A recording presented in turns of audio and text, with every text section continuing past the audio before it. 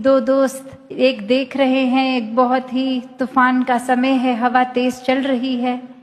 तो एक झंडा और वो जैसे एक खंबे के ऊपर कपड़ा बंधा हुआ वो झंडा, और हवा का समय एक दोस्त कह रहा है कि ये हवा इस कपड़े को हिला रही है, और वहाँ दूसरा दोस्त कह रहा है ये कपड़ा हवा में उड़ रहा है। तो इसी में ये अब आपस में डिबेट कि कौन सही है कौन गलत, और अब वो एक तीसरे इंसान के पास जाके बोलते हैं कि ये हमारा मुद्दा सुलझाओ कि क्या सही है, और वो इंसान फिर यही कहता है कि सब कुछ अगर स्थिर है तो आपका मन ही हिल रहा है,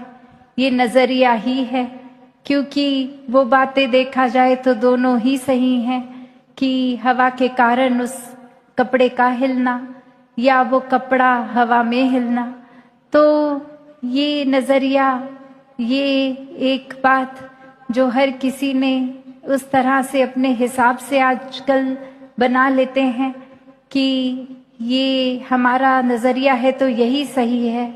फिर चाहे एड़ी चोटी का जोर लगा दें, दलीलें दे दें, एक अपने पॉइंट ऑफ व्यू को ही करेक्ट घोषित करके, एक फिर दूसरे के अगर बात में दम भी है तो भी एक अपने अहंकार की वजह से सिर्फ ये दिखाने के लिए कि हमारी सोच कितनी सही कितनी उत्तम है, दूसरे के नजरिए पे एक गौर ही नहीं करते, तवज्जो ही नहीं देते,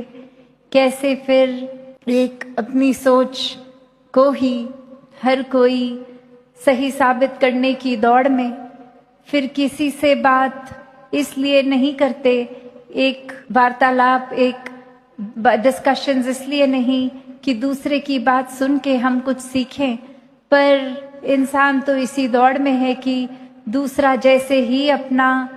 कोई पॉइंट ऑफ व्यू बताएगा, कोई अपना पक्ष किसी तरह से अपना नजरिया दिखाएगा, तो उसी समय हम उसको टोक के बोलेंगे नहीं आपकी सोच से बेहतर तो हमारी सोच है, देखो आपने ये कहा अब हमारी ये सुनो।